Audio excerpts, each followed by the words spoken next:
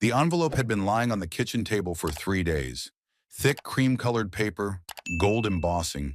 Even to the touch, you could tell there was something official inside. I knew what was there, but I couldn't bring myself to open it. In a house too big for one person, the silence was deafening. Once, Elaine's laughter and Pierce's little feet running down the hallways filled the space. Now, only the creaking of the floorboards under my feet and the hum of the refrigerator could be heard. I poured myself a whiskey, just 2 fingers, even though the temptation was strong, and finally opened the envelope. Inside was exactly what I expected, an invitation to the wedding of my son Pierce and his bride-to-be, Vanity Hensley. June 20th, Blue Ridge Country Club, Louisville, Kentucky. My address was written in perfect calligraphy, but there was no note inside, not even a signature. 5 years. 5 years since Elaine passed away, and our relationship with our son turned into a Cold War. I grimaced as I recalled the last serious conversation I had with Pierce at his mother's funeral. "You were never a real father," he had said to me then. "Always just work, projects, deadlines. And now it's too late to fix anything." Maybe he was right about some things. 35 years in engineering don't go by in vain. I built bridges all over the country, but I never managed to build the right bridge to my own son.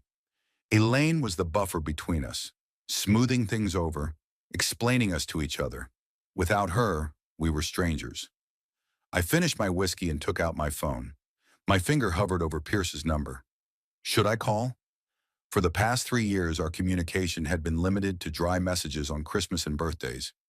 I found out about the engagement from mutual acquaintances, but a wedding invitation is something else. Maybe he's ready to reconcile. Before I could press call, the phone rang. The number was unfamiliar. "Randall Oakhart speaking," I said, using the name I had become accustomed to over years of business negotiations. "Mr. Oakhart, good afternoon. My name is Tabitha King, and I'm a wedding planner with Golden Knot. I'm working on the ceremony for your son Pierce and Miss Hensley." The voice on the line sounded professionally cheerful. "I have a few questions about the financial side of the event. Pierce said you were willing to cover the main expenses?" I paused. This was news to me. My son hadn't discussed anything like this with me. "Miss King, I'm afraid there's been some misunderstanding. My son and I haven't discussed financing the wedding." There was an awkward pause on the other end of the line. "Oh, I'm sorry. I was told that you... In that case, I'd better contact Pierce directly." "Wait," I stopped her. "What is the approximate budget for the event?" Tabitha named a figure that made my eyebrows involuntarily rise. For an engineer with my experience, money was not a problem, but it was still a significant amount. "I'll call you back, Miss King," I said and hung up. Stepping out onto the back porch with a fresh glass of whiskey, I gazed out at my well-tended garden for a long time. Elaine loved roses, and I continued to care for them, even though the gardener had suggested replacing them with something less finicky. The strange business of financing the wedding bothered me. Why did Pierce decide I would pay? And why hadn't he discussed it with me directly? 2 days later, I received a message from my son. It was short and to the point. "Hi, did you get the invitation? We need to discuss the details. Tomorrow at 3 o'clock at the Starbucks on 4th Street." I arrived early and took a table in the corner. Pierce was 20 minutes late. He had changed in the 6 months since we last saw each other. He had lost weight, grown a fashionable beard, and was dressed expensively and stylishly. His entire appearance reflected the influence of Vanity, a girl from Louisville high society whom he had met at some charity event. I had only seen her in photos on social media, a petite blonde with a sharp chin and eyes that never smiled, even when her lips did. "Hi." Pierce nodded at me and sat down across from me without extending his hand. "Thanks for coming." "Of course," I replied. "Congratulations on your engagement. Officially, so to speak." He nodded again without looking me in the eye. He ordered a barista coffee and only then got down to business. "Vanity and I want a beautiful wedding. Her parents, well, they're having some financial difficulties right now. Temporary, of course. Samuel is investing in a new project, and almost all of his funds are tied up." I looked closely at my son. His voice sounded rehearsed, as if he were repeating someone else's words. "What about you?" I asked. "As far as I remember, things were going well at your firm." Pierce worked at a law firm specializing in corporate law. The pay was decent, though certainly not enough for a lavish wedding at a country club. "We're downsizing," he replied reluctantly. "Plus, I took out a loan for a car. And Vanity and I have found a house." He fell silent, still avoiding my gaze. "And you decided that I would pay for the wedding?" I asked bluntly. Pierce finally looked at me. "You're my father, and you have money," he said defiantly. "Consider it compensation for all the years you weren't there." I felt a wave of anger rising inside me, but I suppressed it. Not here. Not now. The wedding planner called me. Tabitha, I think. "And what did you tell her?" Pierce asked quickly. "That I need to talk to you." I took a sip of my cold tea. "The amount she quoted is impressive." Pierce looked annoyed. "If you can't or don't want to help, just say so. We'll figure something out." "I didn't say I wouldn't help. I just want to know what my money's going toward. And why did you decide I would pay without even asking me?" "Forget it," Pierce said abruptly, standing up. "It was a mistake. We'll manage on our own." "Sit down," I said, my voice quiet but authoritative. My habit of giving orders on the construction site had stayed with me. "Let's talk like adults." He hesitated, then reluctantly sat back down. "I'll help with the wedding expenses," I said. "But I want to be involved in the process. I want to know where the money's going. And I want to meet Vanity's parents before the ceremony." Pierce's face changed. He clearly hadn't expected this turn of events. "Why? We've already planned everything with Vanity and Tabitha." "It's my condition," I remained adamant. "If I'm paying, I want to be part of the process. And I want to meet the family my son is joining." Pierce was silent, tapping his fingers on the table, a nervous habit he'd had since childhood. Then he nodded reluctantly. "All right, I'll arrange a meeting with Hensley and Tabitha. But I'm warning you, Vanity won't like it. She has a clear vision of our wedding." "I'm sure we'll find common ground," I replied, although something told me otherwise. That evening I was sitting on the porch of my house when I noticed Eudora Preston, my neighbor, walking her dachshund Irwin. "Randall!" She waved at me cheerfully. "Haven't seen you around in a while. All work and no play?" Eudora was a widow like me, but about 10 years older. She and her husband Frank used to be friends with our families, but after his death and Elaine's departure, we rarely saw each other, although she was always kind to me. "Not anymore," I replied. "I retired last year." "And you did the right thing." She came closer, leading a reluctant Irvin on a leash. "You have to make time to live for yourself. By the way, I heard your Pierce is getting married." Mrs. Flynn from across the street said she saw him with a beautiful blonde. "Yes, the wedding is in June," I confirmed, surprised at how bitter it sounded. Eudora looked at me intently with her piercing eyes. "Is something wrong?" I sighed. Eudora always knew how to read people. "Everything's fine. It's just that my son and I haven't been very close in recent years." "After Elaine," she nodded understandingly. "You know, my Tommy also distanced himself from me after Frank's death. He said I had changed, but then nothing. Time heals everything. Now he calls every week from Portland." "It's more complicated for us." I waved my hand vaguely. "Pierce thinks I was a bad father. Maybe he's right." "Nonsense," Eudora cut in. "You always provided for your family, and Elaine never complained, and she would have said something if there was anything to complain about." She paused, then added, "But you know, sometimes children only see what they want to see. It's easier for them to blame their parents for all their problems." Irwin tugged insistently at the leash, and Eudora reluctantly moved on. "A wedding is a good opportunity to mend relationships," she said finally. "Don't miss your chance, Randall." I sat on the porch for a long time after she left. Maybe Eudora was right. Maybe this really was a chance. I took out my phone and dialed Tabitha King's number. "Miss King, this is Randall Oakhart. I'm ready to discuss financing my son's wedding. When can we meet?" I wasn't sure I was doing the right thing. Something about Pierce's behavior alarmed me, but I had lived too long in the past, clinging to resentments and regrets. Maybe it was time to move forward, even if the road ahead was difficult.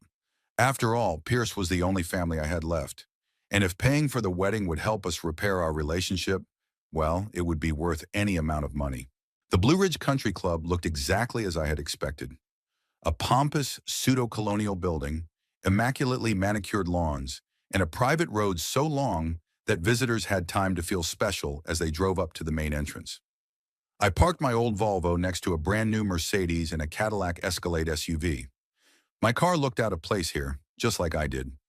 Tabitha King was waiting for me in the lobby, a petite, energetic woman with a tablet in her hands and a headset in her ear. She recognized me instantly and approached me with a professional smile. "Mr. Oakhart, it's a pleasure to meet you in person. The Hensley family's already here, viewing the main hall." I nodded and followed her through a series of rooms, noting the details of the interior, as I had become accustomed to doing over years of working with architects. Solid workmanship, expensive materials, though too pretentious for my taste. A small group of people was waiting for us in a spacious hall with panoramic windows overlooking the golf course. I immediately recognized Pierce, who was shifting awkwardly from foot to foot. Next to him stood Vanity. In real life, she looked even colder and more calculating than in photographs.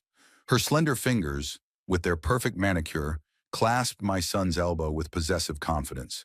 There were two others with them, obviously Vanity's parents. Samuel Hensley turned out to be a tall, thin man with thinning hair combed to the side in a futile attempt to hide his receding hairline. His wife, Beverly, was a carbon copy of Vanity, only 25 years older. The same sharp features, the same artificial smile that didn't reach her eyes. "And here's the groom," Samuel said with a forced smile, stepping forward. Then, noticing the confusion on my face, he corrected himself. "Ah, you're the groom's father." "I'm sorry." I felt a pang of irritation. He knew perfectly well who I was. It was the first small jab intended to put me in my place. "Randall Oakhart," I extended my hand, which Samuel shook reluctantly, barely touching it. "We're so glad you could join us, Mr. Oakhart," Beverly cooed. "Pierce has said so little about you that we were beginning to think you were, let's say, not in the picture." I glanced at my son, but he was intently studying the pattern on the carpet. "I'm always in the picture when it comes to my son, Mrs. Hensley," I replied calmly. "I just prefer to stay in the background."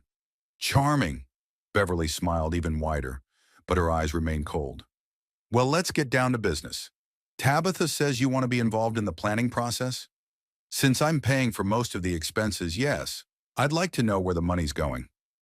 An awkward pause ensued. Vanity squeezed Pierce's hand tighter, and he finally looked up, glaring at me with poorly concealed irritation. "Dad, we've already planned everything. All you have to do is sign the checks." "Are you really surprised?" I addressed Pierce directly, ignoring the others. "Have you called me even once in the last 3 weeks? Have you discussed the details with me?" "No.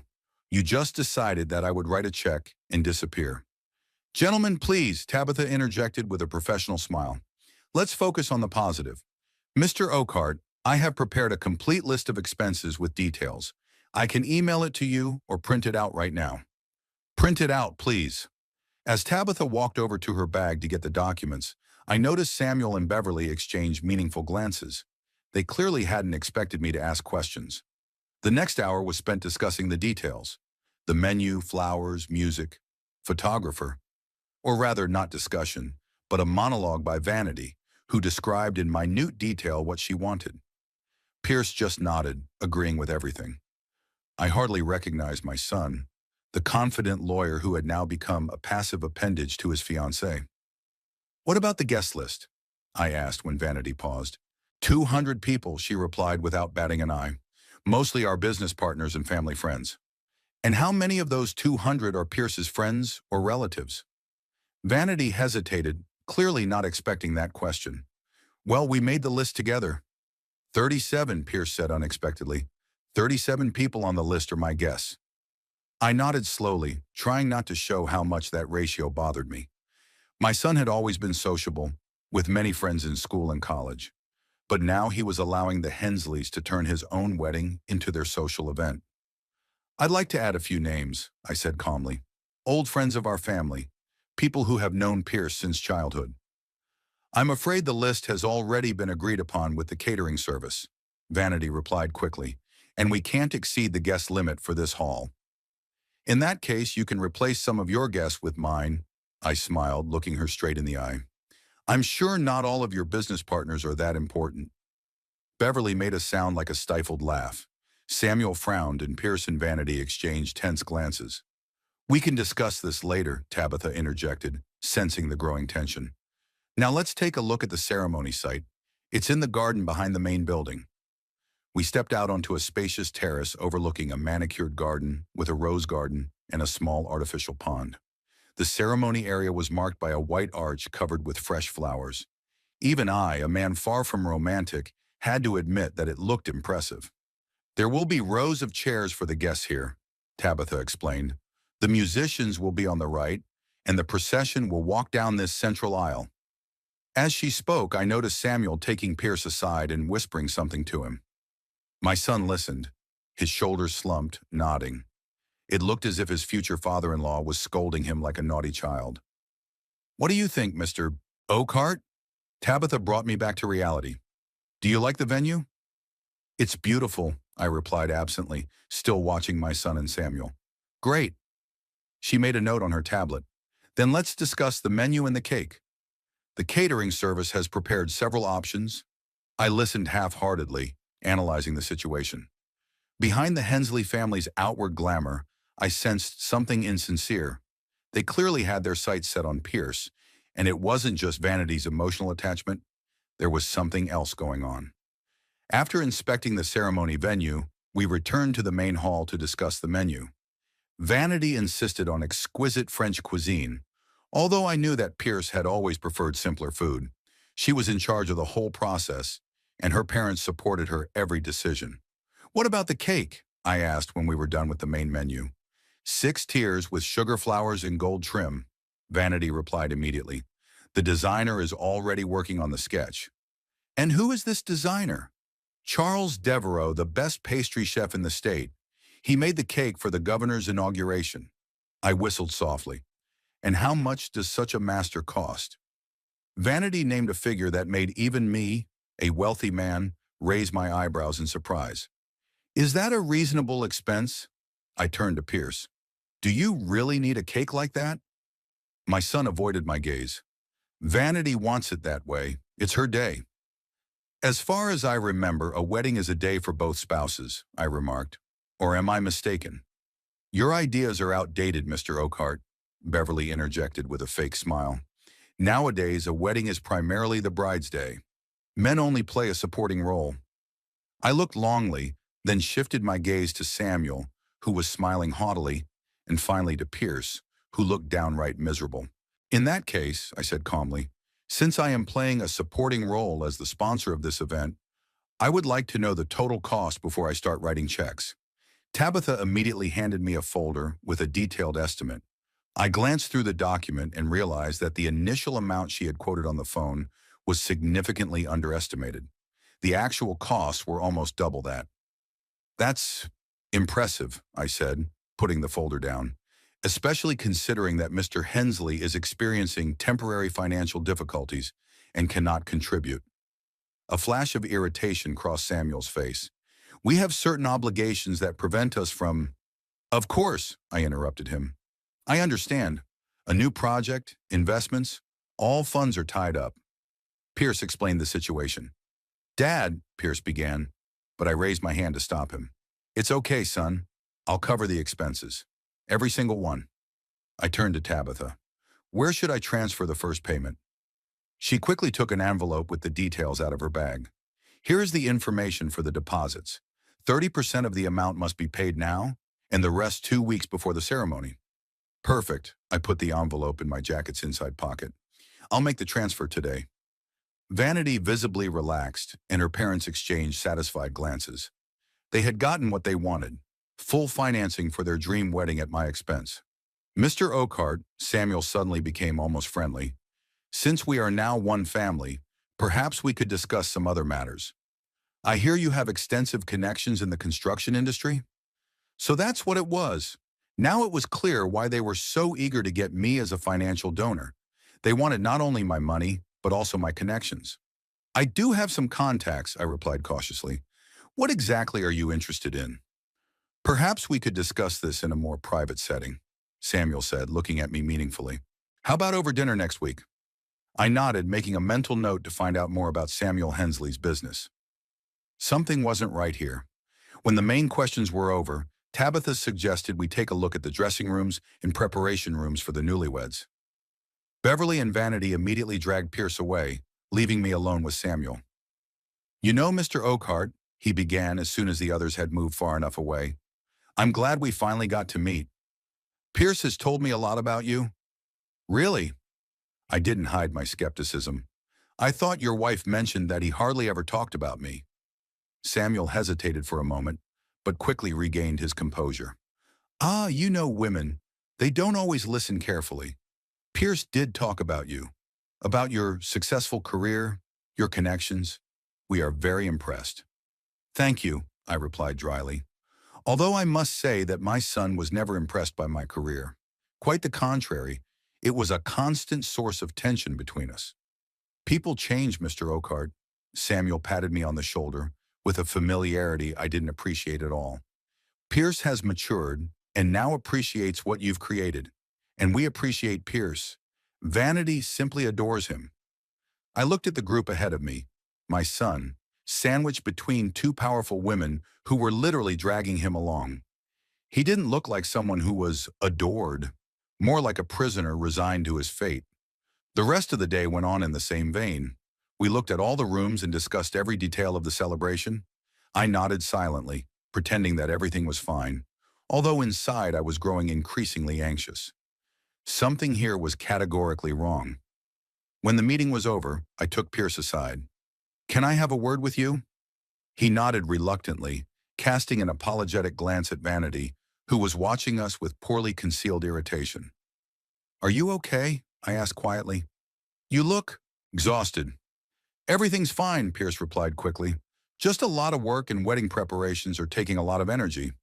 Are you sure this is what you want?" I nodded toward the Hensley family. "They seem to me—" "Don't start," Pierce cut me off sharply. "You're always like this, always trying to control everything, always thinking you know better. I love Vanity. I want to be with her, and I don't need your approval." I raised my hands in a conciliatory gesture. "That's not what I meant. I'm just worried about you. You didn't worry for 30 years, and now you suddenly start." Pierce smiled bitterly. "Thanks for agreeing to pay for the wedding. Really, thank you. But let's skip the small talk." He turned and walked toward his bride, leaving me standing alone with the feeling that I had just financed my son's huge mistake. But what could I do? Refuse to pay?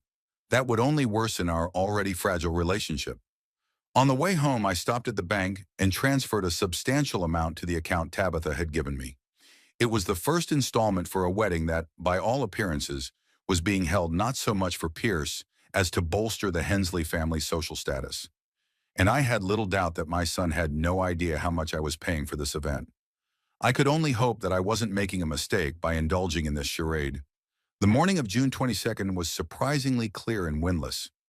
I woke up an hour before my alarm went off. My nerves kept me awake. Today was Pierce's wedding day. Despite all my fears and doubts, I decided to put my negative thoughts aside and focus on the main thing. It was my son's day, and I wanted everything to go perfectly. The last few weeks had been filled with hustle and bustle and constant communication with Tabitha King. I made all the necessary payments, approved the final guest list, which I struggled to include 5 people close to me, and even helped solve a problem with flour delivery when it turned out that the main supplier would not be able to fulfill the order on time. Samuel Hensley invited me to 2 business dinners, where he persistently tried to find out about my connections in the construction industry. I responded evasively, sensing the insincerity in his sudden interest in me. Pierce and I hardly communicated at all. He only called a couple of times to clarify payment details and make sure I had paid everything. There was no talk of reconciliation or restoring our relationship, but I still hoped that the wedding could be a turning point. I spent a long time choosing a suit, settling on a classic dark blue one with a silver tie. Elaine always said that this color suited me. It emphasized my eyes and made me look younger. I took a gift for Pierce and Vanity out of the safe, an envelope with a check for a substantial amount, in addition to the wedding I had already paid for, and an antique watch that had been passed down to me from my father. I wanted the family heirloom to continue its journey through the generations. At 2:30, I was completely ready. The ceremony was supposed to start at 5, but I wanted to arrive early to make sure everything was in order and perhaps talk to my son before the celebration began. Eudora saw me through the window and came out onto the porch of her house.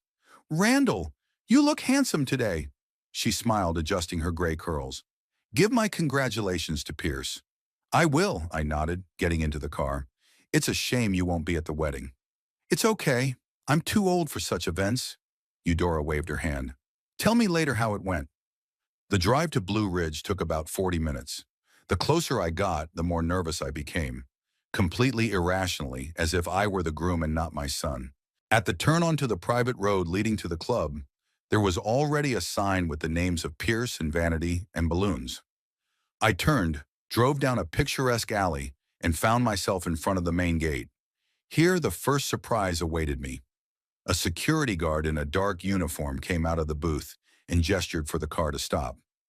"Good afternoon, sir." "What is your name?" "Randall Oakhart. I'm the groom's father." The guard checked his tablet, frowned, and looked at me again. "I'm sorry, sir, but you're not on the guest list." "What?" I couldn't believe my ears. There must be some mistake. "I'm Pierce Oakhart's father." "Check again." The security guard looked at the list again and shook his head. "I'm sorry, sir. Your name is not on the list. I have strict instructions to only let in those who are on it." "This is ridiculous." I felt a wave of indignation rising inside me. "I paid for this damn wedding. Call the organizer, Tabitha King. She'll confirm who I am." After several minutes of arguing, the guard reluctantly agreed to contact the organizer. He stepped aside and spoke quietly into his radio. I waited, tapping my fingers on the steering wheel and trying to suppress my growing irritation. What nonsense was going on? "Mr. Oakhart," the guard returned with an impassive expression, "Miss King has asked you to drive to the service entrance. She will meet you there and sort out the situation." I nodded, turned the car around, and drove in the indicated direction, circling the main building. Tabitha was already waiting near the service entrance, with a tense smile and obvious concern in her eyes. "Mr. Oakhart, hello," she began as soon as I got out of the car. "There's been some kind of misunderstanding." "Misunderstanding?" I interrupted her. "I'm not on the guest list for my own son's wedding, which I paid for." "This isn't a misunderstanding. It's some kind of ridiculous joke." Tabitha looked genuinely upset. "I just found out about this myself. Miss Hensley made the final changes to the list last night, and I didn't check the details." "Where's Pierce?" I asked, trying to remain calm. "I want to talk to him. He's getting ready for the ceremony. I can—" Without waiting for her to finish, I headed for the entrance to the building, but Tabitha hurried after me. "Mr. Oakhart, please. Let's sort this out first. I'm sure it's just a mistake." I stopped at the door and noticed something strange. There was an easel with an enlarged photograph next to the entrance. My photograph. As I got closer, I saw the words written in large letters. "This old man is not allowed to enter." I froze in place, unable to believe my eyes. It was a recent photo of me from social media, one of the few where I actually appeared. It seemed to have been chosen specifically. I looked particularly tired in it, with bags under my eyes after a sleepless night. What is this?" My voice was hoarse with shock and indignation. Tabitha looked completely confused. I don't know. It wasn't part of the plan. I didn't know anything about it." At that moment, the door swung open and Pierce appeared in the doorway. He was already wearing his wedding suit, elegant, clearly tailor-made. But his face was contorted into an expression I had never seen before, a mixture of contempt and cold fury. "What are you doing here?" he asked, looking at me as if I were a stranger who had invaded his private property. "What do you mean? What am I doing here?" I pointed to the photograph. "What is this circus, Pierce? Was this your idea?" "Vanity said you could come, even though we made it clear you weren't invited," Pierce said loudly, not caring who might hear him. "Looks like she was right." I felt the ground slip away beneath my feet. My own son looked at me like I was the enemy. "Not invited?" I asked. "I received a formal invitation.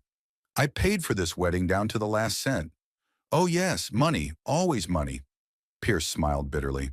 "You think that because you paid, you bought the right to be here? Typical logic." Vanity and her mother appeared behind him. Both were already dressed to the nines. Vanity in a luxurious dress that I knew cost a fortune. Beverly in an exquisite ensemble that probably wasn't any cheaper. What's going on? Vanity feigned surprise. Oh, Mr. Oakhart, you're here. Yes, I'm here, I replied, shifting my gaze from her to Pierce. At my son's wedding, which I paid for. And I'd like to know what this charade is all about. Vanity pressed herself against Pierce, as if seeking protection. Pierce, I told you. I warned you he would ruin everything. My son put his arm around her shoulders possessively. Don't worry, sweetheart. He's leaving. Pierce! I took a step forward, but he stopped me with a sharp movement of his hand. No. Enough. I tried to be polite by sending you an invitation. I thought you'd get the hint and just send a gift, like normal fathers whose children don't want to talk to them do. But you, as always, decided to control everything. I don't understand. I shook my head, feeling a cold rage growing inside me.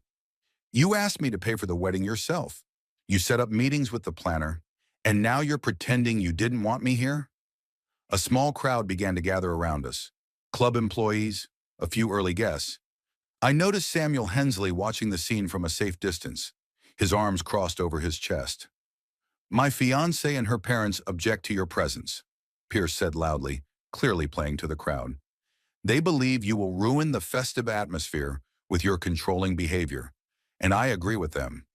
Pierce, Tabitha's voice was pleading, let's not. No, Tabitha, let everyone know, my son interrupted her. My father was never there when I needed him. He missed my school concerts, sports competitions, graduations. He was always too busy building bridges for strangers. And now he thinks he can buy my love and respect by paying for my wedding. Pierce turned to me. Newsflash, Dad. Some things money can't buy. Each word hit me like a slap in the face. Some of the accusations were fair. I had indeed missed many important events in my son's life because of work. But the way he was presenting it now, making me look like a monster in front of strangers, was unbearable. I tried, I said quietly. Maybe I didn't always succeed, but I tried to be a good father. Get out, Pierce barked unexpectedly. You're not needed here. No one wants to see you, especially me. Vanity smiled, a quick, triumphant smile that she immediately hid behind a look of feigned sympathy. Please, Mr. Oakhart, she said in a sweet voice, don't ruin our day. Leave peacefully.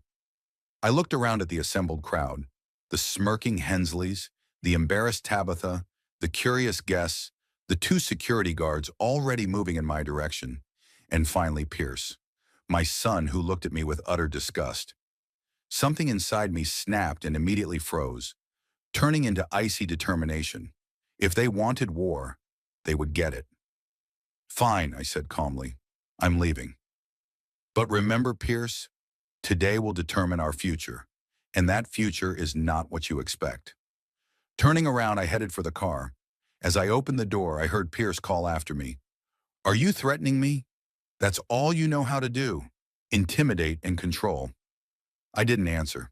Getting behind the wheel, I started the engine and slowly pulled out onto the road. Only when I was outside the estate gates did I allow myself to stop and take a deep breath. My hands were shaking and my temples were throbbing. What had happened was beyond anything I could have imagined. It wasn't just humiliation, it was complete rejection. My son had publicly disowned me, making me look like a villain in front of dozens of people. In the rearview mirror, I saw my face, pale with a frozen expression of shock. Then I took out my phone and dialed my bank's number. A woman's voice answered after the second ring. First National Bank, how can I help you? Good afternoon. This is Randall Oakhart. I need to cancel several payments urgently. My voice sounded surprisingly calm, considering the storm of emotions inside. Of course, Mr. Oakhart. You will need to verify your identity. May I ask you a few standard questions? While the bank employee was checking my details, I opened a folder on my phone with documents related to the wedding. It contained the contact information for all the service providers I had contracted. The catering service, florists, musicians, photographer, videographer, and the company providing decorations and furniture. I had paid them all in advance, with the final payment due on the day of the event. Your identity has been confirmed, Mr. Oakhart. Which payments would you like to cancel? All payments scheduled for today to the following recipients. I began to dictate a list of companies related to the wedding. That's quite a lot of payments, sir. May I ask the reason for the cancellation? The services were not provided properly, I replied curtly.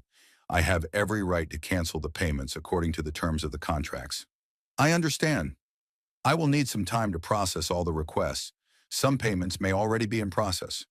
Do everything you can to stop them, I insisted. And please hurry. This is really urgent. After finishing the conversation with the bank, I began methodically calling all the service providers. With each conversation, my determination only grew stronger. I explained the situation briefly and to the point. Payments were canceled, services were no longer required, and all advances would be considered compensation for the last-minute breach of contract. Some agreed without objection, others tried to protest, but quickly gave up when I reminded them of the terms of the contracts, which I had carefully studied before signing. I was an engineer accustomed to reading technical documentation. Legal texts were no challenge for me. The last call was to the administration of the Blue Ridge Country Club. The manager was shocked by my statement. Mr. Oakhart, but the event has already started. The guests are arriving. Everything is ready for the ceremony. I'm very sorry, I said, without feeling a shred of remorse. But according to our contract, the final payment must be made before the event begins. I have just canceled that payment. Therefore, you have no legal basis to continue providing services. But this is unprecedented. What should we do with the guests? That's not my problem, I replied coldly. You can contact the Hensley family if they are willing to assume the financial obligations. Otherwise, I advise you to begin the evacuation procedure. After hanging up, I looked at my watch.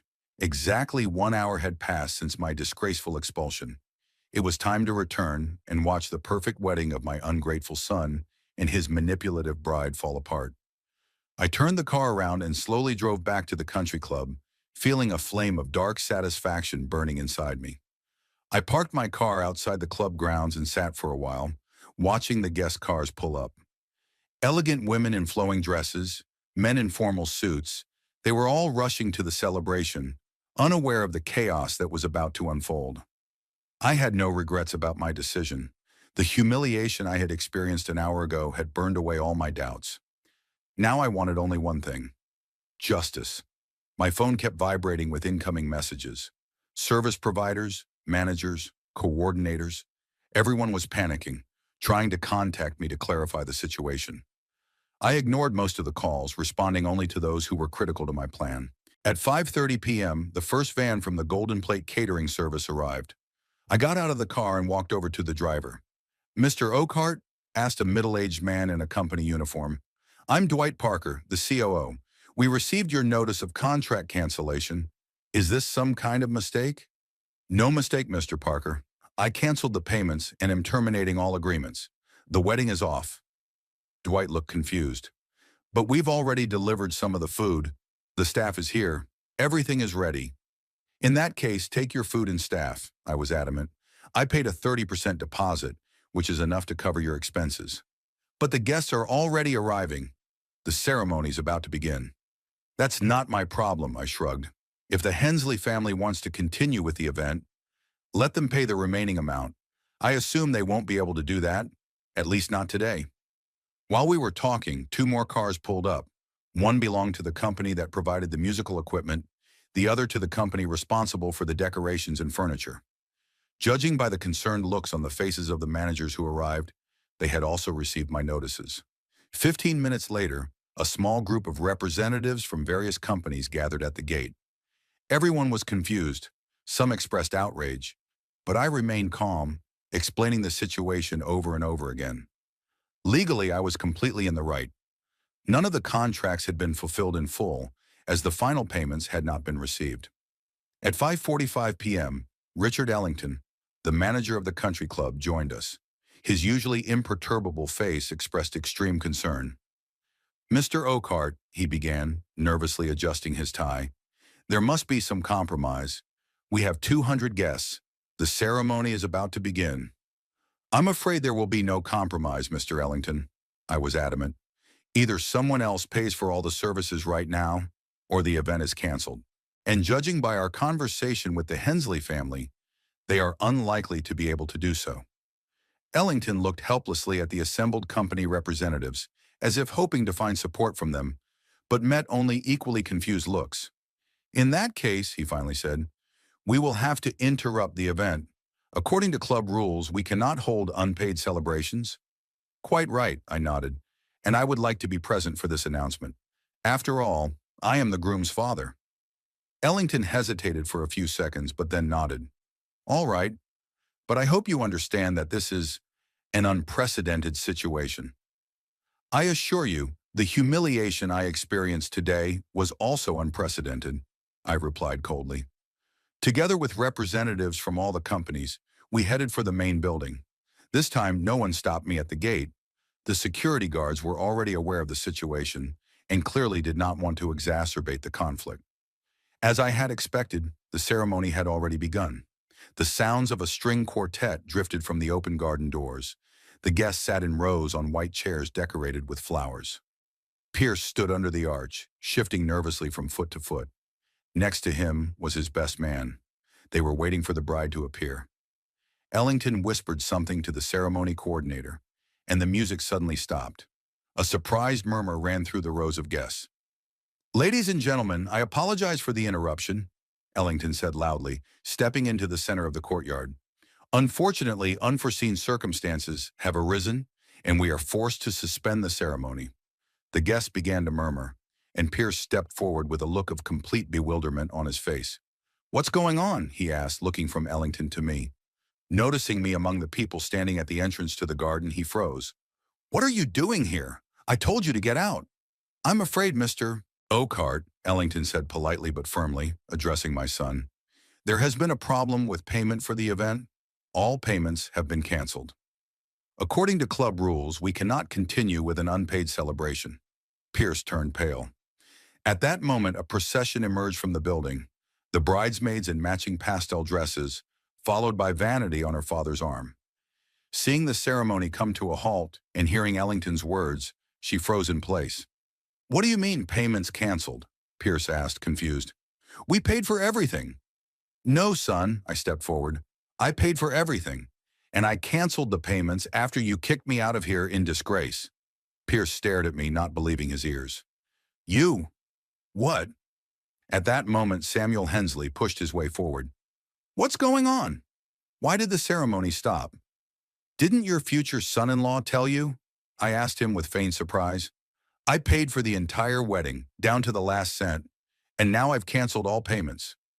Samuel's face reflected a whole range of emotions, from bewilderment to rage. Pierce, is this true? He turned to my son. He stood with a frozen expression on his face, unable to find the words. But you said that all the expenses were covered by your savings and credit. Samuel raised his voice. I thought, it seemed to me, Pierce stammered, looking at me and then at Hensley. My father offered to help, and I decided. You decided not to mention it? Samuel interrupted him.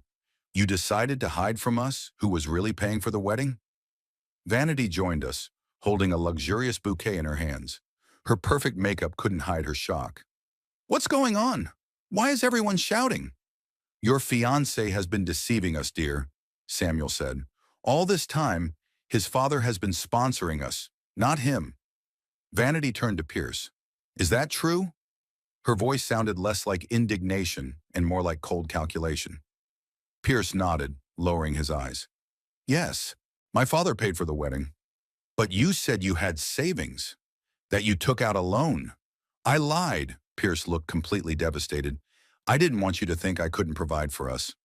By this time, the guests had risen from their seats and gathered around, watching the drama unfold. The whispers grew louder, and many filmed the scene on their phones. Ladies and gentlemen, Ellington spoke again, trying to restore order. Due to the circumstances that have arisen, we are forced to announce a temporary suspension of the event. We ask everyone to proceed to the main hall, where additional information will be provided. The guests reluctantly complied, continuing to discuss what had happened. I noticed several waiters beginning to clear away the snacks and drinks that had already been set out. The catering director wasted no time. When we all found ourselves in the main hall, chaos ensued. The staff removed the decorations, cleared away the flowers, and packed up the equipment. The guests watched the proceedings in confusion, not knowing what to do next. This must be some kind of misunderstanding, Samuel tried to calm the situation, addressing Ellington. I'm sure we can find a solution. I personally guarantee payment. I'm very sorry, Mr. Hensley, replied the manager, but the total amount is just over $60,000. We can only accept full payment right now. Samuel turned pale. It was obvious that he didn't have that kind of money. That's a lot of money. Perhaps we could arrange an installment plan? Unfortunately, no. The club's policy is clear on this matter. As they talked, I noticed that Pierce was staring at me intently. His eyes showed a mixture of anger, humiliation, and surprisingly, a strange kind of respect. He approached me, leaving Vanity with her parents. Did you plan all this? He asked quietly. From the beginning? I shook my head. No, Pierce. I sincerely wanted to help you. I wanted to be a part of your life, your wedding, but you decided to make a fool of me. You hung my photo at the entrance with an offensive caption, publicly humiliating me. What was I supposed to do? Just walk away and let you enjoy the wedding I paid for? I didn't hang your photo, Pierce replied quietly. It was Vanity's idea. And you didn't object, I retorted. What's more, you supported the idea. You said in front of everyone that you didn't need me, that no one wanted to see me, especially you. Pierce lowered his head. I was angry, and I wanted to impress Hensley. They always looked down on me, thought I wasn't good enough for their daughter. And that's why you decided to disown your own father? My voice was quiet, but every word was filled with pain. The man who gave you life, raised you, paid for your education, and ultimately your wedding. Pierce didn't answer, but I could see in his eyes that he realized the magnitude of his mistake. At that moment, Vanity approached us. Her perfect hairstyle was beginning to fall apart, and her face was frozen in an expression of cold fury. You, she pointed her finger at my chest. You ruined everything. My perfect wedding, all my plans, everything went to ruin because of you. No, Miss Hensley, I replied calmly. Everything went down the drain because of you and my son. You decided to humiliate me, to throw me out. And yet it was my money that paid for your celebration. Did you really think you could get away with it? Pierce, she turned to my son, do something. Make him return the money. Pierce looked confused. Vanity, I can't. You're completely useless, she spat. I thought you were capable of organizing a normal wedding, but you can't even do that on your own. Finally showing your true colors, I remarked, watching her outburst. And I wondered what my son saw in such a cold and calculating person. Shut up, old man, Vanity snapped. You have no idea what you're talking about. At that moment, Beverly and Samuel joined us. We're leaving, Samuel announced, looking at his daughter. This whole charade, this humiliation, we can't stay here. But Dad, the wedding, Vanity began. There won't be a wedding, he cut her off. At least not today, and not here. He shot a contemptuous glance at Pierce. And maybe not with him. Vanity looked from her father to Pierce, then back at me. Her eyes showed not grief over the canceled wedding, but pure, undisguised rage at her ruined plans. This isn't over, she hissed, looking at me. You'll regret this. With that, she turned and followed her parents to the exit. Pierce remained standing next to me, watching his bride's receding figure. She didn't even try to defend you, I remarked. She didn't try to save the relationship. The first obstacle, and she leaves, accusing you of all mortal sins. Maybe she's right, Pierce said quietly. Maybe I really am useless. I couldn't even organize my own wedding without your help. For the first time in a long time, I felt a pang of sympathy for my son. Despite everything that had happened, he was still my child. You're not useless, Pierce. You just chose the wrong people to impress. Chaos continued around us as guests left the hall and staff cleared away the decorations and food. The music company representative was already turning off the equipment, and the florists were removing the floral arrangements. Ellington approached us with a guilty expression on his face. Mr. Oakhart, we are beginning the evacuation procedure. According to the rules, all guests must leave the premises within an hour. I nodded. Thank you, Mr. Ellington. I understand that you are just doing your job. When he walked away, Pierce looked at me. What now? His voice sounded like a mixture of defiance and confusion. Now, I replied, You will find out who is really behind your wonderful bride and her family, and why they were so eager to get you, or rather me, into their orbit. What are you talking about? The fact that the Hensley family isn't just experiencing temporary financial difficulties. They're on the verge of bankruptcy, and they needed not only my money for the wedding, but also my connections in the construction business.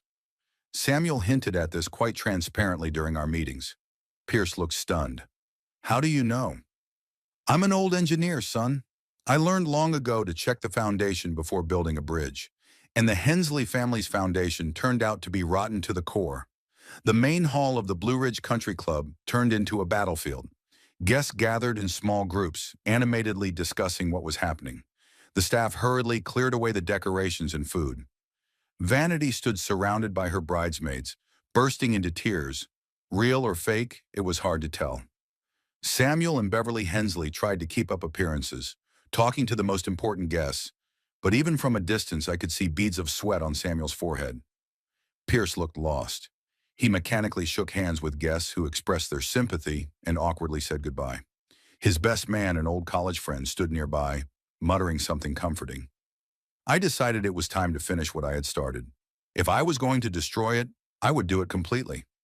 Esteemed guests, I said loudly, stepping into the center of the hall, may I have your attention for a moment? The conversations died down, and all eyes turned to me. Samuel Hensley took a step forward, as if to stop me, but I beat him to it. Many of you don't know me. I am Randall Oakhart, the groom's father, and I would like to explain what is going on here. Don't listen to him, Samuel shouted. This man is trying to sabotage his own son's happiness. Happiness? I raised an eyebrow. Do you really think your family was going to make my son happy? I think everyone here deserves to know the truth. The truth about the Hensley family and why this wedding is so important to them. A nervous whisper ran through the room. Pierce stared at me with wide eyes, making no attempt to stop me. Vanity stopped sobbing and sat up straight, staring intently at me. The Hensley family isn't just experiencing temporary financial difficulties, as they call it, I continued. Their company, Hensley Development, is on the verge of bankruptcy. Over the past 3 years, they have lost 80% of their market value. Their last 4 projects have failed due to poor quality materials and building code violations. 3 class action lawsuits have been filed against them by defrauded customers. Samuel's face turned red. That's slander. I'll sue you. Please do, I smiled. All of these facts are public information. I simply did what I should have done from the beginning. I checked out the company I was going to do business with. And you know what I found? I glanced around at the silent guests. Samuel Hensley tried several times to get contracts on projects I was working on, and every time his company was rejected because of its questionable reputation. That's not true, Samuel muttered, but without his former confidence. Samuel was desperately looking for a way out of the situation, I continued, ignoring him. And the solution came in the form of my son Pierce, a promising lawyer who had the misfortune of falling in love with Vanity. Samuel found out that Pierce was my son and saw it as an opportunity to gain access to my connections in the construction business, to my reputation. That's why they were in such a hurry to get married. That's absurd, Beverly interjected, trying to salvage what was left of her dignity. Our Vanity sincerely loves Pierce. We always thought he was a perfect match for her. Really? I looked at her ironically. Then why, in your conversations with friends that I overheard, did you call him a crude lawyer with no prospects? Why did you say you only tolerate him because of his father? I have good hearing, Mrs. Hensley, especially when it comes to my son. Beverly froze with her mouth open. Several guests, obviously close friends of theirs, exchanged knowing glances. I turned to Vanity, who was standing clutching the arm of one of the bridesmaids. And you, Miss Hensley, will you also claim to sincerely love my son? Of course, she exclaimed in a trembling voice. I love Pierce with all my heart. Strange, I shook my head. Your ex-boyfriend, Niels Carlson, whom you were secretly seeing just 2 weeks ago, thinks otherwise. A shocked gasp rippled through the room. Pierce turned sharply to Vanity. What? You were seeing Niels? Vanity paled. It was a business meeting. His father is an investor, and we were discussing the possibility of financing your father's company. I finished for her. Yes, I know. I contacted Niels after I saw you together at the Azure Beach restaurant. He was very talkative, especially when he found out you were engaged to my son. Vanity looked at me with undisguised hatred. Have you been following me? No, I shook my head. Just a coincidence. I was having lunch there with a former colleague and noticed you. You were too close for just business partners. Pierce stepped toward Vanity. Is that true? Were you seeing him behind my back? Vanity hesitated, clearly weighing her options. Then her face contorted. So what? She spat. You think I enjoyed being with you? Listening to your endless whining about your father? About how no one understood you? How you craved attention? She snorted contemptuously. You're pathetic. The only thing of value you had was your father and his connections. And now you don't even have that. I saw how each of her words hit Pierce like a physical blow. He took a step back, his face contorted with pain and humiliation. Vanity, Samuel called out sharply. Shut up! But it was too late. The mask had fallen, and the true nature of the Hensley family was revealed to all the guests in all its glory. And she forged your signature on several documents, I added, addressing Pierce, including the request to the bank for your account statements. They wanted to know exactly how much money you had before planning their next steps. That's slander, Samuel exclaimed. You have no proof. I took an envelope out of my jacket's inside pocket and handed it to Pierce. Here are copies of the request with your signature, and a sample of your real signature for comparison. I showed these documents to a graphologist. The signature is definitely fake. Pierce slowly opened the envelope and looked through the documents. His hands were shaking slightly. When did you manage to get this? He asked quietly without looking up.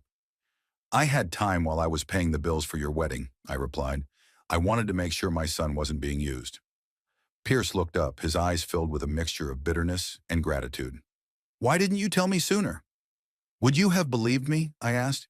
You were so caught up in her, so eager to prove something to me, that you didn't see the obvious. At that moment, one of the guests, a tall, gray-haired man in an expensive suit, stepped forward. Samuel, is this true? Is your company on the verge of bankruptcy? Samuel grimaced. Harvey, these are just temporary difficulties. We'll be back on track soon. You said the same thing 6 months ago when you asked me to invest in your latest project. The man shook his head. And you assured me that everything was stable. Harvey, please, not here. No, right here. Harvey turned to the other guests. Samuel owes my company almost $1 million. And judging by what I learned today, we'll never see that money. This statement opened the floodgates. Several other guests came forward with similar stories. It turned out that Samuel owed many of those present, ranging from small amounts to very impressive sums. He had used his position in society to obtain loans and investments without any real ability to repay them. That's not fair, Beverly cried as accusations flew from all sides.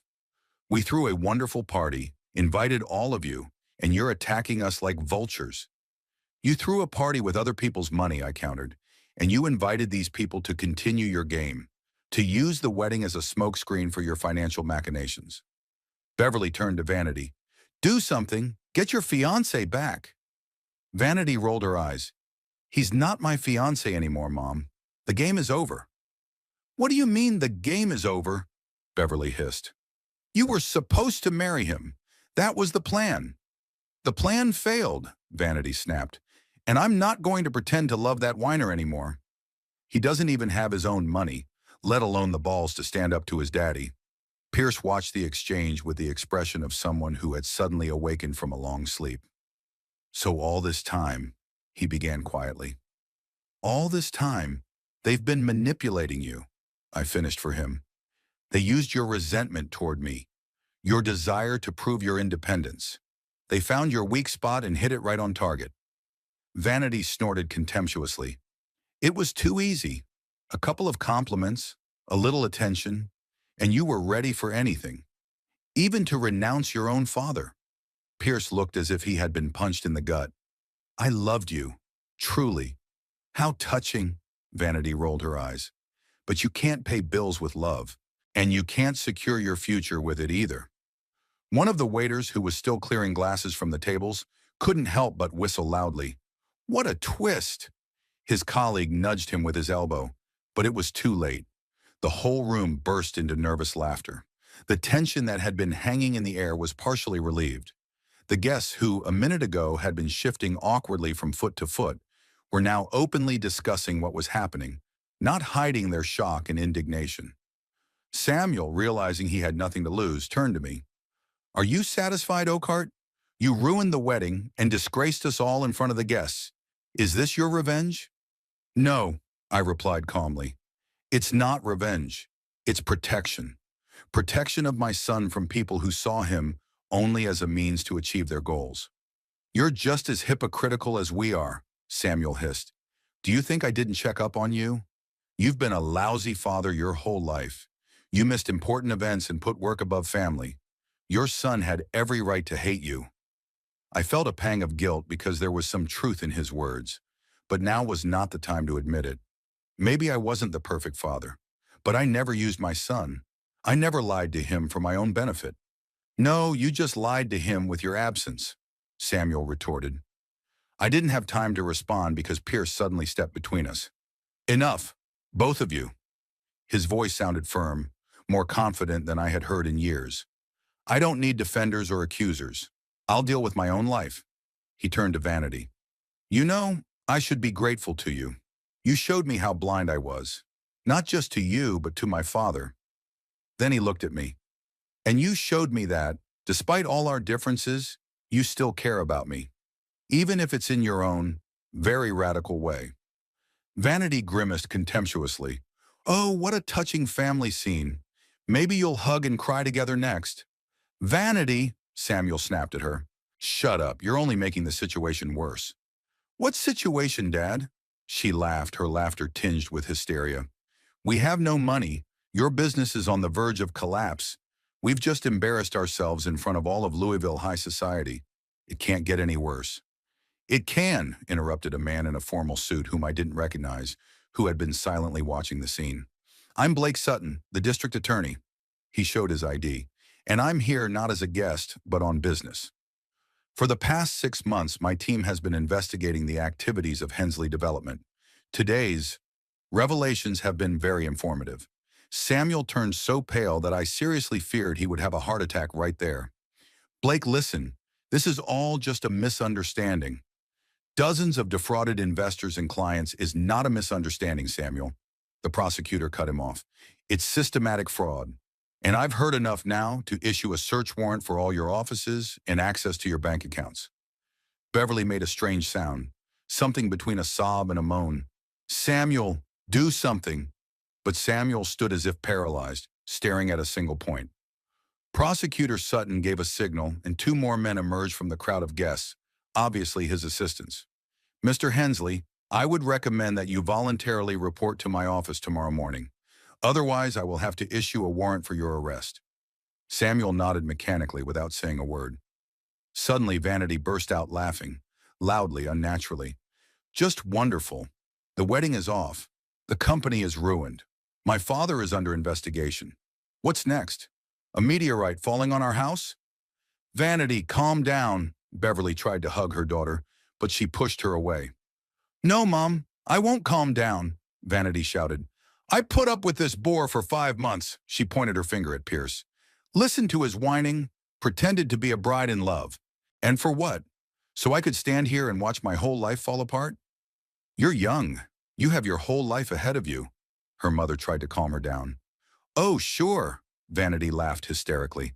"The wonderful life of the daughter of a convicted fraudster, with no money, no status, no future. Great prospects." Pierce, who had been silently watching the scene, suddenly stepped toward Vanity. "You know what's the saddest thing? I really loved you, despite all your flaws, your selfishness and arrogance. I saw something special in you, something real." He smiled bitterly. "Obviously, I was wrong." "Oh, spare me your sentimental speeches," Vanity snapped. "You didn't love me. You loved the image I created especially for you. You have no idea who I really am." "Now I know," Pierce replied quietly. "And for that, I am grateful to you." He turned and headed for the exit, leaving Vanity standing with her mouth open. It was probably the first time I had ever seen her lose her voice. I followed my son, feeling a strange mixture of satisfaction and emptiness. Yes, I had exposed the Hensley family and saved Pierce from a marriage of convenience, but at what cost? My relationship with my son was perhaps ruined forever. I caught up with Pierce in the club foyer. "Are you okay?" He stopped without turning around. "No, and I don't think I will be anytime soon." "I'm sorry things turned out this way." Pierce finally looked at me. "Really? You seem satisfied. You got your revenge." "I didn't want to hurt you," I said sincerely. "I wanted to protect you from the people who were using you." "Protect me?" Pierce smiled bitterly. "Or to prove that you're right and I'm wrong?" "As always." I wanted to argue but held back. Maybe there was some truth in what he said. Maybe I was partly motivated by a desire to prove myself right. "You're angry with me," I stated, "and you have every right to be." "I'm not just angry at you," Pierce replied wearily. "I'm angry at everyone. At Vanity for using me. At her parents for their scheming. At myself for being so blind and stupid. And yes, at you for choosing this way to end it all." We stood in silence, broken only by the voices of the guests coming from the hall and the sound of the staff rushing to pack up the equipment. "What now?" I finally asked. Pierce shrugged. "I don't know. I need time. Time to figure all this out." He looked at me. "And you and me, too." I nodded. "I understand. And I'm willing to wait, as long as it takes." Pierce studied my face for a moment, as if searching for something, then simply nodded and headed for the exit. I remained standing in the foyer, watching my son walk away into the unknown, taking with him the wreckage of a failed wedding and perhaps our future. I sat on the back porch of my house watching the sun go down. A week had passed since the failed wedding, but the memories of that day remained as vivid and painful as ever. The whiskey in my glass had long since warmed up, and the ice had melted, but I had barely touched it. I didn't feel like drinking. I hadn't wanted much of anything in the last few days. Strangely, I didn't feel the satisfaction I had expected when planning my revenge. Yes, I had exposed Hensley, saved my son from a marriage of convenience, and brought the fraudsters to justice.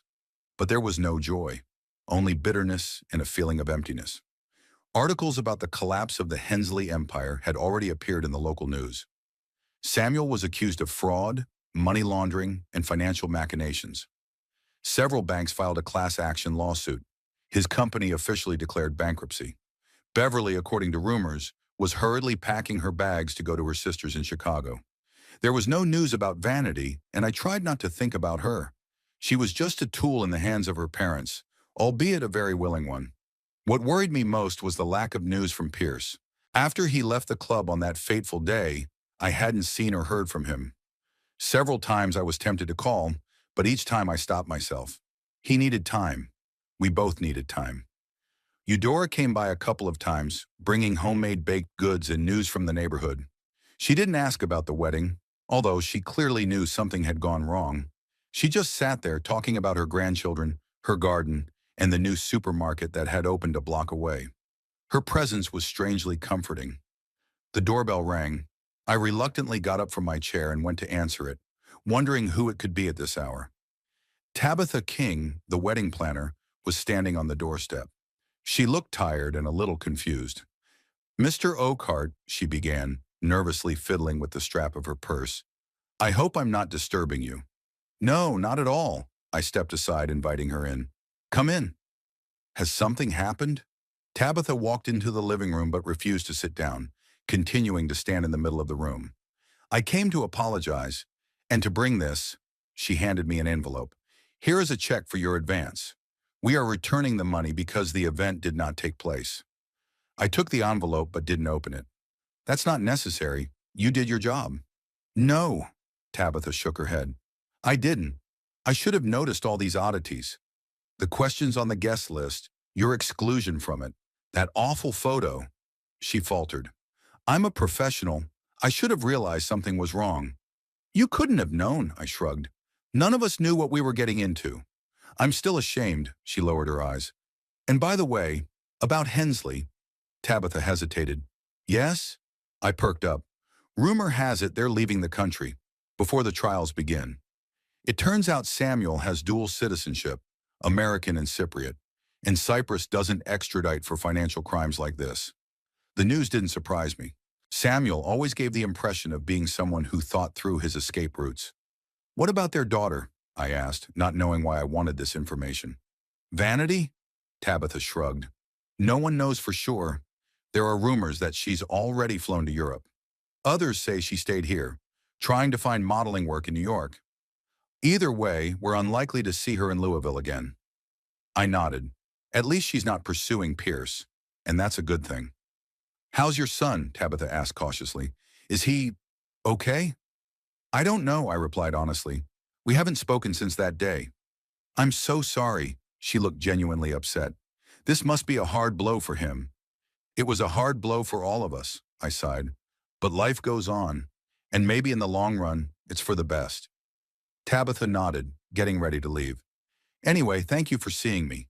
And again, I'm sorry for everything. I walked her to the door. As she was leaving, she turned around. You know what's strange? Despite all this scandal, my business has only grown. Everyone is talking about what happened, and many couples now want me as their organizer. They say that if I can handle such chaos, I can handle anything. She smiled faintly. It's funny how life turns out sometimes. After Tabitha left, I returned to the porch, holding the untouched envelope with the check in my hands. Money. It always comes down to money. I threw the envelope on the table, not wanting to think about it right now. The phone rang around 10 in the evening. I didn't immediately recognize the sound. I had become so unaccustomed to phone calls in recent days. When I saw the name on the screen, my heart skipped a beat. Pierce. Hello? My voice sounded hoarse, and I cleared my throat.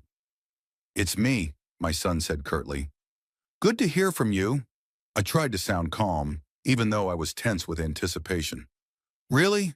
His voice was sarcastic. I'm not happy to be calling you.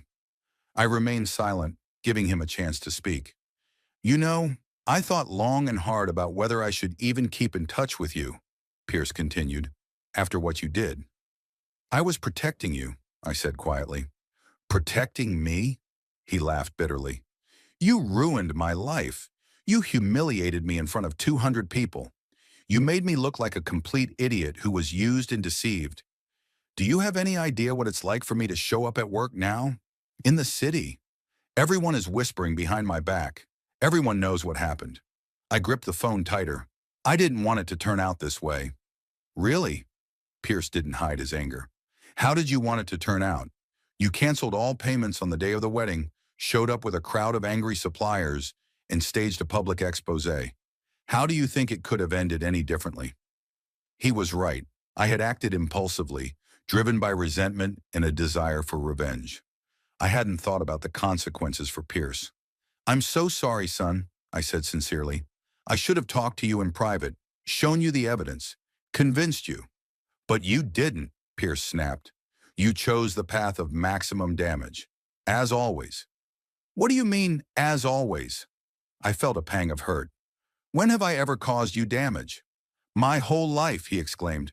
You always made all the decisions for me. What school to attend, what college to choose, what career to pursue.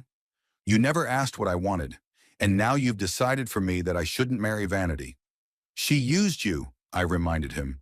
You saw it yourself. You heard her confession. Maybe I wanted to figure it out for myself. His voice was thick with tears. Maybe I needed to go through this myself, make my own mistakes, learn my own lessons. But no, the great Randall Oakhart always knows what's best for everyone. I was silent, unable to find the words. Every word he said hit the mark. You know what's the saddest thing? Continued Pierce, his voice quieter. Part of me is grateful to you. Grateful that you saved me from this marriage, from these people. But another part will never forgive you for the way you did it. I understand, I replied quietly. No, you don't, Pierce said bitterly. You never understood me, and now it's too late to start. There was a long pause. I could hear him breathing on the line, but I didn't dare break the silence. I'm quitting the firm, Pierce finally said. I'm moving to Portland. A friend offered me a position at their law firm. I'm starting over, far away from this city and everyone who knows this story. Portland? That's on the other side of the country, I said, unable to hide my disappointment. Exactly. The farther away from you, the better, he replied harshly. His words hurt me more than I expected. When are you leaving? Next Monday. I've already given up my apartment and packed my things. So soon? I swallowed the lump in my throat. Maybe we could meet before you leave? Talk? About what? Pierce asked wearily. Everything has already been said. You need to understand one simple thing, Dad. You ruined my life. Yes, it was built on vanity's lies, but it was my life, and you had no right to interfere like that. I just wanted to protect you, I repeated, realizing how weak that sounded. From what? From your own mistakes? From life experience? Pierce sighed. You know, Mom never tried to control me the way you did. She let me make my own decisions, even when she knew I was wrong. The mention of Elaine stung me. She was wiser than me, I admitted. Yes, she was, Pierce agreed. I have to go. Take care of yourself. You too, I replied. And know that no matter what, I love you, son. Pierce paused for a second, then simply said, Goodbye, Dad. The connection was lost. I sat there for a long time with the phone in my hand, staring at the blank screen. Something told me that this call was a farewell, that Pierce was really leaving my life, perhaps forever. The next few days passed in a blur. I mechanically went about my daily routine, eating, sleeping, watering the flowers in the garden. But inside there was emptiness. Pierce left without even saying goodbye in person. I found out from Eudora, who saw him loading his things into a taxi early Monday morning. I thought you knew, she said, looking at me in surprise. He didn't even come in to say goodbye? I shook my head, unable to say a word. Oh, Randall, Eudora put her wrinkled hand on mine. I'm so sorry, but you know time heals. Give him time. What if there isn't enough time, I asked. What if he never forgives me? Then you'll have to learn to live with that, she replied simply. Just as I've learned to live without Frank. Just as you've learned to live without Elaine. We're stronger than we think, Randall. That evening, I sat in my office for a long time, sorting through old photographs. Pierce as a child, smiling, missing his front teeth. Pierce as a teenager, sullen and awkward. Pierce at his college graduation, proud and confident. And the last photo of us together, 3 years ago, at Elaine's funeral. We're standing side by side, but there's already an invisible chasm between us, the beginning of the end. The phone rang, pulling me out of my memories. I thought it was Pierce again and rushed to answer, but it was Eudora. Randall, you won't believe this, she exclaimed without preamble. My son Tommy asked me to move in with him in Seattle. He has a big house, there's plenty of room, and it's too hard for me to live alone in this huge house. And you know what? I said yes. That's wonderful, Eudora, I replied sincerely, happy for my neighbor. But there's a problem, she continued. I don't want to sell the house to strangers. So many memories, so much history. And I thought of you. You said you wanted to start from scratch, to leave the city. Why don't you buy my house, rent it out, earn passive income, and move wherever you want? I froze, stunned by the unexpected offer. Indeed, lately I had been thinking more and more about leaving Louisville. Too many memories, too many ghosts of the past. But I always found reasons to stay. The house, the garden that Elaine loved, the proximity to the places where we were happy. And now the last thread, Pierce, had been severed. Eudora, that's a very generous offer, but I'm not sure. Don't answer right away, she interrupted me. Think about it. We're in no rush. But you know, sometimes the best thing we can do is leave the past behind and start a new chapter. You're 68, not 98. You can still have a wonderful life. After talking to Eudora, I went out into the garden. Elaine's roses were blooming, filling the air with their sweet scent. I touched their delicate petals, thinking about how quickly time passes, how quickly everything changes. People leave, feelings fade, only memories remain, and the choice is to cling to the past or move forward. That night, I made my decision. I called Eudora and told her I agreed to buy her house. Then I contacted an old friend in Charleston, South Carolina, who had been asking me to join his consulting firm for a long time. Are you serious? He asked incredulously. Randall Oakhart is moving to Charleston? I never thought I'd see the day. Life is full of surprises, I replied, and it's time for me to give myself one. 2 weeks later, I stood on the porch of my house, taking one last look at the place where I had lived for almost 30 years, where I had been happy with Elaine, where I had raised my son, where I had known both joy and sorrow. The boxes of my belongings had already been sent to Charleston, and the furniture had been sold or given away. I kept only a few family heirlooms and photographs. I attached an envelope to the door with the word Pierce written on it. Inside was a short letter and the keys to the house. I wrote that the house now belonged to him, that it was both my legacy and my apology, that I respected his choice to stay away from me, but hoped that someday we could talk like adults, without accusations or bitterness, that I would wait as long as it took. I left the garden in the care of a professional gardener who promised to take care of Elaine's roses. The house will wait for Pierce if he ever decides to return. And me, I will build a new life, without toxic relationships, without the ghosts of the past, without the guilt that had haunted me all these years. Picking up my suitcase, I took one last look at the house and garden. Something told me that I would never return here, but it didn't make me sad, only calm acceptance. Sometimes you have to let go of the past to find the future. Sometimes you have to lose to find. Getting into the taxi, I gave the address of the airport. A new chapter in my life was beginning today. And for the first time in a long time, I felt not bitterness and regret, but calm determination. I did what I had to do. I protected my son, preserved my dignity, and didn't let others manipulate me. Perhaps I paid too high a price for it, but it was my choice, and I was ready to live with the consequences. The taxi pulled away, taking me from the past to an unknown but promising future. I didn't look back.